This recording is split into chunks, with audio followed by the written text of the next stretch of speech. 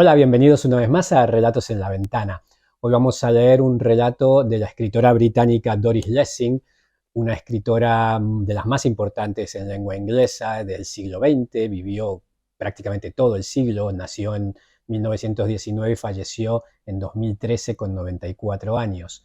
Su nacimiento se dio por circunstancias de los trabajos de sus padres en la antigua Persia, actualmente Irán, que entonces era pues una de las grandes colonias británicas que tenían esparcidas por todo el mundo el Imperio Británico. Y su juventud, una vez que su padre sufrió un accidente que le imposibilitó continuar con su carrera militar, el padre decide instalarse como granjero en lo que entonces se conocía como Rodesia del Sur, en África, actualmente el país de Zimbabue. En Rodesia del Sur, Doris Lessing viviría hasta cumplir los 30 años, en los que finalmente regresó al Reino Unido, a su país de origen, aunque nunca había vivido ahí ni había nacido allí, y donde se instaló y vivió definitivamente el resto de su vida. Sin embargo, esos primeros 30 años de su vida, vividos en las colonias, y sobre todo en África, marcaron muchísimo su literatura.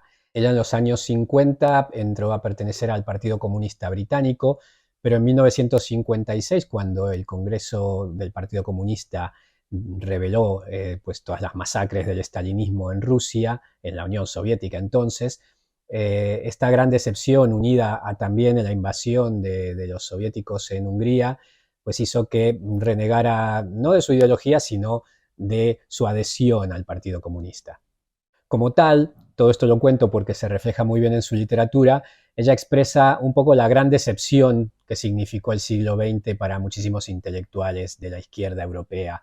Y como digo, todo esto se refleja en su literatura, que también refleja la gran experiencia femenina épica de ese siglo XX tan duro.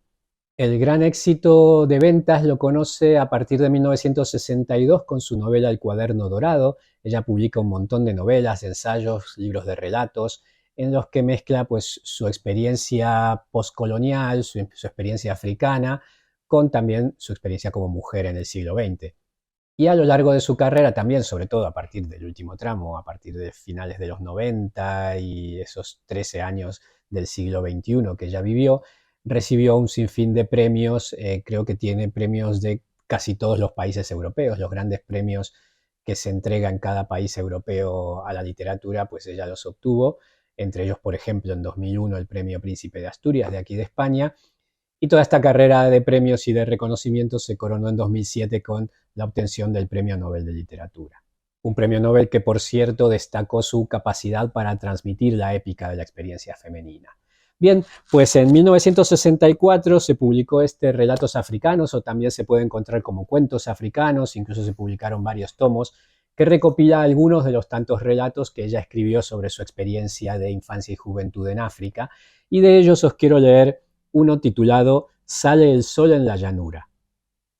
Durante aquel invierno, cada noche decía en voz alta en la oscuridad, sobre la almohada, a las 4:30, a las 4:30, hasta que le parecía que su cerebro había apresado las palabras y las conservaba. Luego caía rendido como si se hubiera cerrado una persiana y dormía con la cara vuelta hacia el despertador para verlo en cuanto abriera los ojos. Ocurría cada madrugada exactamente a las 4:30. Tras presionar con gesto triunfante el botón del despertador, al que había vencido con la mitad oscura de su mente, conservando la vigilia toda la noche y contando las horas mientras dormía relajado, se acurrucaba buscando un último instante de calidez, a sabiendas de que podía vencer sin esfuerzo aquella debilidad.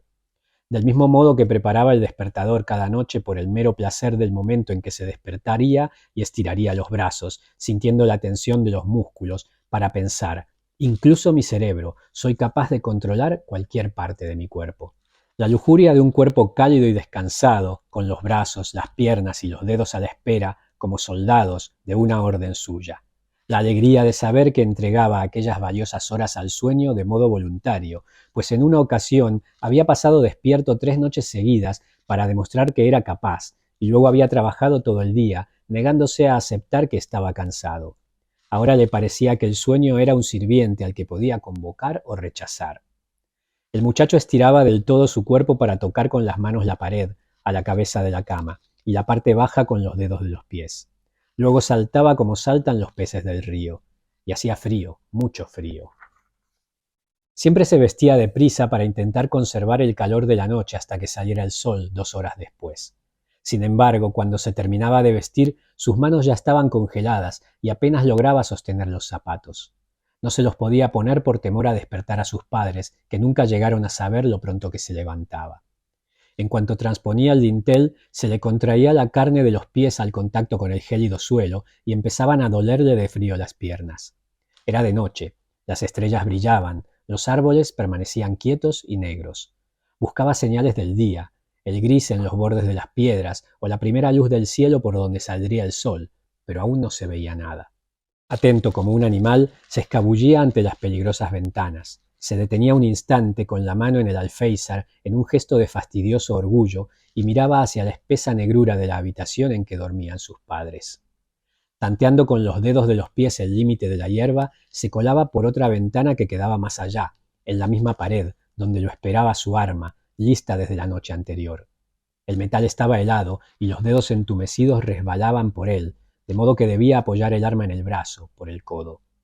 Luego caminaba de puntillas hasta la habitación donde dormían los perros, siempre con el miedo de que hubieran decidido adelantarse. Pero lo estaban esperando, reticentes, con el lomo erizado por el frío, pero con las orejas tiesas y las colas agitadas para saludar la llegada del arma. Sus murmullos de aviso lo mantenían en silencio hasta que la casa quedaba a 1 centenar de metros. Entonces echaban a correr hacia los matorrales y ladraban excitados. El niño se imaginaba a sus padres dando vueltas en la cama y murmurando, otra vez esos perros, antes de volver a entregarse al sueño. Se le escapaba una sonrisa burlona. Siempre miraba hacia atrás para ver la casa antes de meterse en un muro de árboles que la tapaban. Parecía tan bajita y pequeña, como agachada bajo un cielo alto y brillante. Luego daba la espalda a la casa y a sus congelados durmientes y se olvidaba de ellos. Tenía que darse prisa. Antes de que la luz aumentara debía alejarse 6 kilómetros, y ya se notaba un tinte verde en el hueco de una hoja, y el aire olía a amanecer, y las estrellas se difuminaban. Se echaba el calzado al hombro, botas de llanura arrugadas y endurecidas por el rocío de cientos de madrugadas. Las iba a necesitar cuando el calor de la tierra se volviera insoportable. De momento notaba el polvo helado que se instalaba entre los dedos y permitía que los músculos de sus pies se estirasen y adoptasen la forma de la tierra. Pensaba, con estos pies puedo caminar cientos de kilómetros, podría andar todo el día sin cansarme. Caminaba deprisa por el oscuro túnel de follaje que de día se convertía en carretera. Los perros recorrían invisibles los senderos que se abrían bajo los matorrales y él los oía respirar. A veces notaba un hocico frío junto a su pierna, pero enseguida volvían a salir disparados en busca de alguna pista. No estaban entrenados, pero lo acompañaban en su casa corriendo libremente y a menudo se cansaban del largo acecho antes de los disparos finales y se iban por su propia cuenta. Pronto los volvía a ver, pequeños y con aspecto salvaje en aquella extraña luz, ahora que los matorrales temblaban al límite del color, esperando que el sol tendiera una capa de pintura nueva sobre la tierra y la hierba. La hierba le llegaba a los hombros. De los árboles caía una leve llovizna plateada. Estaba empapado. Todo su cuerpo se encogía en un escalofrío permanente. Al llegar al sendero, en el que se apreciaban huellas recientes de animales, se enderezó a regañadientes y se recordó a sí mismo que el placer del acecho debería esperar un día más. Empezó a correr al borde del campo, apreciando entre sacudidas que estaba cubierto por una nueva telaraña, de tal modo que los grandes terrones oscuros parecían envueltos por una red gris brillante. Avanzaba con el trote regular que había aprendido observando a los nativos, una manera de correr que consiste en pasar el peso del cuerpo de una a otra pierna en un lento movimiento de balanceo que nunca llega a cansar ni a forzar la respiración. Sentía el pulso de la sangre en las piernas y en los brazos, y la exultación del orgullo de su cuerpo lo invadía hasta tal punto que debía apretar con fuerza los dientes para reprimir el violento deseo de soltar un grito triunfal. Tardaba poco en abandonar la zona cultivada de la granja. A sus espaldas los matorrales bajos y oscuros.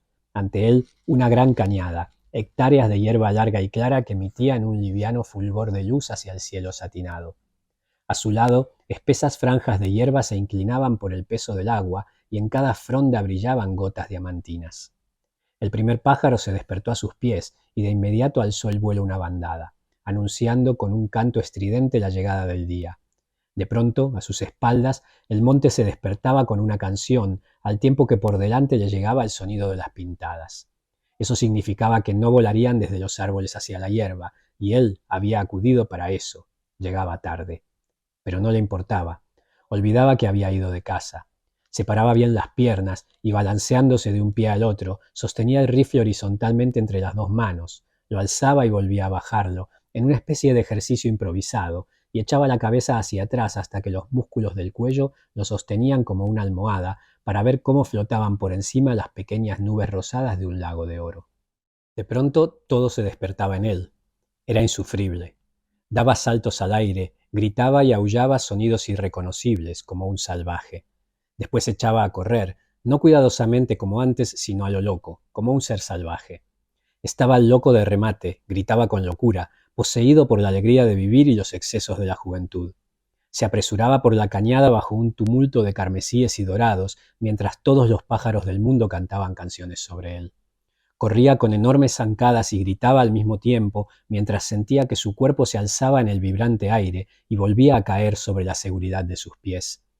Pensaba fugazmente, aunque no creía que eso pudiera ocurrirle a él, que en cualquier momento podía partirse un tobillo sobre la hierba enmarañada. Superaba los matorrales como un pájaro africano, saltaba las rocas. Al fin se detenía de golpe en un lugar donde la tierra emprendía un abrupto descenso hacia el río. Era una carrera de 3 kilómetros a través de maleza crecida hasta la cintura, y entonces tenía que respirar con esfuerzo, y ya no podía cantar. Pero se apoyaba en una roca, seguía con la mirada los cauces de agua que brillaban entre los árboles encorvados, y de pronto pensaba, tengo 15 años, 15. Aquellas palabras tenían un nuevo sonido, por eso las repetía asombrado, con creciente entusiasmo, y sentía en sus manos los años de la vida como si contara canicas, cada una de ellas distinta y compacta, cada una con su propio brillo maravilloso. Así era él, 15 años de rico suelo, de agua que discurría lentamente, de un aire que olía a desafío, tanto en el bochorno y el calor del mediodía como ahora, fresco como el agua fría. No había nada que no pudiera hacer, nada. Cuando estaba allí le sobrecogía una visión, como cuando un niño oye la palabra eternidad y trata de entenderla, y el tiempo se apodera de su mente. Sentía la vida que tenía por delante como algo grandioso y maravilloso, algo suyo, y lo decía en voz alta mientras se le subía la sangre a la cabeza. Todos los hombres del mundo han sido lo que yo soy ahora, y no hay nada en lo que no pueda convertirme, nada que no pueda hacer. No hay país en el mundo que no pueda hacer mío si así lo quiero. Yo contengo el mundo entero. Puedo hacer con él lo que quiera. Si yo lo decido, puedo cambiar lo que esté por suceder. Depende de mí, de lo que decida ahora. La urgencia, la certeza y el coraje de lo que decía su voz lo excitaban tanto que empezaba a cantar de nuevo a pleno pulmón, y el sonido volaba en las alas del eco hacia el desfiladero del río. Esperaba a que el eco le devolviera la voz y cantaba de nuevo, esperaba y gritaba. Eso era él. Si decidía hacerlo, se ponía a cantar, y el mundo debía contestarle. Allí pasaba minutos enteros cantando y gritando y esperando el adorable torbellino del eco. La fuerza de sus pensamientos regresaba y le rodeaba la cabeza como si alguien le contestara y le estimulara, hasta que el desfiladero se llenaba de voces suaves que rebotaban de roca en roca por encima del río. Entonces parecía que hubiera una nueva voz. La escuchó asombrado, pues no parecía la suya. Pronto se agazapó con todos los nervios a punto, muy quieto. Por algún lado, cerca de él, sonaba algo que no provenía de ningún pájaro alegre, ni del caer del agua, ni de los poderosos movimientos del ganado. Ahí estaba de nuevo, en el profundo silencio de la mañana, que contenía su futuro y su pasado. Había un sonido de dolor, repetido una y otra vez, una especie de grito entrecortado, como si alguien o algo careciera de aliento para chillar. Recuperó el sentido, miró a su alrededor y llamó a los perros. No aparecieron. Se habían ido a sus cosas y lo habían dejado solo. Había recuperado la sobriedad por completo, la locura había desaparecido. Su corazón latía deprisa por aquel grito de terror. Se alejó con cautela de la roca y caminó hacia una hilera de árboles. Se movía con sigilo, pues no mucho tiempo antes había visto un leopardo en aquel mismo lugar. Llegó hasta donde terminaban los árboles, se agachó y miró alrededor con el arma lista. Avanzó, mirando a todas partes con atención, con los ojos achinados. Entonces, de repente, a medio paso, titubeó y puso cara de asombro. Meneó la cabeza impaciente, como si no se creyera lo que estaba viendo. Allí, entre dos árboles, contra un fondo de finas rocas negras, había una figura salida de un sueño, una bestia extraña con cuernos que caminaba como si estuviera borracha, pero no se parecía a nada que hubiera imaginado jamás. Parecía andrajosa, parecía un pequeño ciervo con negros jirones de piel levantados irregularmente por todo el cuerpo, bajo los cuales se veían parches de carne viva. Pero aquellos parches desaparecían bajo móviles manchas negras y aparecían en otro lugar. La criatura aullaba en todo momento, con grititos ahogados, y saltaba tambaleándose de un lado a otro, como si estuviera ciega. Entonces el chico comprendió. Era un ciervo. Corrió para acercarse y de nuevo se quedó parado, detenido por un miedo nuevo. A su alrededor la hierba estaba viva y susurraba. Miró alocado a su alrededor y luego bajó la vista. La tierra estaba ennegrecida por las hormigas, grandes hormigas enérgicas que no le prestaban la menor atención, pues se apresuraban y se escabullían hacia aquella forma que luchaba por defenderse, como el flujo de un agua negra que corriera entre la hierba. Entonces, mientras contenía la respiración y la pena y el terror lo invadían, la bestia calló y dejó de gritar. Ya no se oía más que el canto de un pájaro y el sonido de las rasposas y susurrantes hormigas. Echó un vistazo a la negrura retorcida que se convulsionaba con los estertores nerviosos. Se aquietó. Aquella masa que aún se parecía vagamente a la figura de un pequeño animal daba leves respingos. Se le ocurrió que debería dispararle para poner fin a su dolor. Alzó el arma. Luego la bajó. El ciervo ya no podía sentir nada. Su lucha era una protesta mecánica de los nervios. Pero no fue eso lo que le hizo bajar el arma. Fue una creciente sensación de rabia y dolor y de protesta que se expresaba en el siguiente pensamiento. Si yo no estuviera aquí, moriría así. ¿Por qué debo interferir? En todo el monte ocurren cosas así, cada 2 por 3. Así sigue la vida. Los seres vivos mueren angustiados. Sostuvo el arma entre las rodillas y sintió en sus propias extremidades el enjambre del dolor que aquel animal tembloroso ya no podía experimentar. Apretó los dientes y dijo una y otra vez en voz baja: no lo puedo evitar, no lo puedo evitar, no puedo hacer nada. Se alegró de que el ciervo estuviera inconsciente y hubiera sobrepasado ya el sufrimiento para no tener que tomar la decisión de matarlo mientras sentía con todo su cuerpo. Esto es lo que pasa, así son las cosas. Estaba bien, eso sentía. Estaba bien y nada podía alterarlo. El conocimiento de la fatalidad, de lo que está llamado a ser, lo acababa de atrapar por primera vez en la vida. Lo había dejado incapaz de emitir respuesta, ya fuera física o mental, más allá de la afirmación. Sí, sí, esto es la vida. Se había adentrado en sus carnes, había llegado a los más lejanos rincones de su cerebro y ya no lo abandonaría.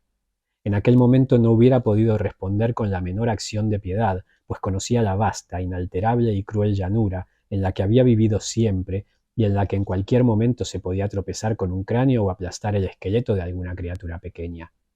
Sufriendo, mareado y enfadado, pero también con la melancólica satisfacción de su nuevo estoicismo, se quedó allí, apoyado en su rifle, y contempló cómo aquel montón hirviente y negro se empequeñecía. A sus pies, ahora, circulaban las hormigas con fragmentos rosados en la boca, y un fresco olor ácido le llegaba a las fosas nasales. Controló con gravedad las inútiles convulsiones musculares de su estómago vacío y se recordó: las hormigas también han de comer. Al mismo tiempo descubrió que le corrían lágrimas por la cara y que tenía la ropa empapada por el sudor que le había provocado el dolor de aquella criatura. La figura se había empequeñecido. Ahora no parecía reconocible. No supo cuánto rato había pasado hasta que vio reducirse la negrura y empezaron a aparecer parches blancos que brillaban al sol. Sí, ahí estaba el sol, en lo alto, brillando sobre las rocas. Vaya, todo aquello no podía haber durado más que unos pocos minutos. Empezó a maldecir como si la brevedad del tiempo fuera por sí misma insufrible, usando las mismas palabras que había oído a su padre. Avanzó a grandes zancadas, aplastando hormigas a cada paso, hasta que llegó junto al esqueleto, que permanecía tumbado con las patas estiradas bajo un pequeño matorral. Lo habían dejado limpio. De no ser por los pequeños fragmentos de cartílago que se veían en la blancura de los huesos, se diría que llevaba años allí. Las hormigas se retiraban de la osamenta como una marea, con las pinzas llenas de carne. El chico se quedó mirando a aquellos insectos grandes, negros y feos. Algunos se alzaban y lo miraban con ojitos brillantes. «¡Largo!», gritó a las hormigas con frialdad. «No soy para vosotras, al menos todavía no». Consiguió que las hormigas se dieran la vuelta y se fueran. Se agachó sobre los huesos y tocó las cuencas del cráneo. Aquí estaban los ojos, pensó incrédulo, recordando la mirada líquida y oscura de los ciervos. Luego dobló el delicado hueso del antebrazo, sosteniéndolo horizontalmente en la palma de la mano. Aquella misma mañana, tal vez una hora antes, aquella pequeña criatura había recorrido los matorrales orgullosa y libre, sintiendo en la piel el estímulo del frío, como él mismo. Pisando la tierra con orgullo, agitando su hermosa cola blanca, había olisqueado el frío aire de la mañana. Caminando como los reyes y los conquistadores, se había movido entre la libertad del monte, donde cada hoja de hierba crecía sola, donde el agua pura del río corría para saciarlo. ¿Y entonces qué había pasado? Sin duda una criatura tan ágil, dotada de tan poderosas patas, no podía sucumbir a un hormiguero. El chico se agachó con curiosidad sobre el esqueleto. Entonces vio que la pata negra que quedaba más arriba, estirada por la tensión de la muerte, estaba partida a la altura de la mitad del músculo, de tal modo que se superponían los huesos, inútiles. Eso era. Había pisoteado la masa de las hormigas sin poder escapar por culpa de su cojera cuando se dio cuenta del peligro. Sí, pero ¿cómo se había partido la pierna? Quizás se había caído. Imposible. Los ciervos eran demasiado ligeros y gráciles. ¿Le habría clavado un cuerno a algún rival celoso? ¿Qué podía haber sucedido? Tal vez le hubiera tirado piedras a algún africano, como solían hacerlo, con la intención de matarlo para comerse la carne, y le había partido la pierna. Sí, debía de ser eso. Mientras imaginaba una muchedumbre de nativos que corrían y gritaban, y las piedras que volaban y el ciervo huyendo a saltos, otra imagen acudió a su mente. Se vio a sí mismo, cualquiera de aquellas mañanas brillantes y sonoras, borracho de excitación, disparando a un ciervo apenas entrevisto. Se vio con el arma baja, preguntándose si habría acertado o no, y pensando al fin que se había hecho tarde, que tenía ganas de desayunar y que no merecía la pena seguir durante varios kilómetros el rastro del animal, que probablemente terminaría por escapar de todos modos. Por un momento no se atrevió a aceptarlo. De nuevo, como un niño pequeño, dio unas cuantas patadas enfurruñado al esqueleto, alzó su cabeza y se negó a asumir la responsabilidad. Luego se puso en pie y miró los huesos con una extraña expresión de desánimo, ya desprovisto de rabia. Se le vació la mente. A su alrededor se veían los últimos rastros de hormigas que desaparecían entre la hierba. El susurro que emitían era leve y seco, como el arrastre de una muda seca de serpiente. Al fin cogió el arma y caminó hacia su casa. Se iba diciendo, en un tono medio desafiante, que quería desayunar. Se iba diciendo que ya hacía mucho calor, demasiado, para seguir deambulando por el monte. Estaba cansado de verdad. Tenía un caminar pesado y no miraba dónde ponía los pies. Cuando tuvo la casa a la vista se detuvo y frunció el ceño. Tenía que pensar algo. La muerte de aquel pequeño animal lo preocupaba y de ningún modo daba el asunto por liquidado. Permanecía incómodo en un rincón trasero de su mente. Pronto, a la mañana siguiente sin falta, se apartaría de todos y se iría al monte a pensar en ello. Este es el relato Sale el sol en la llanura de Doris Lessing.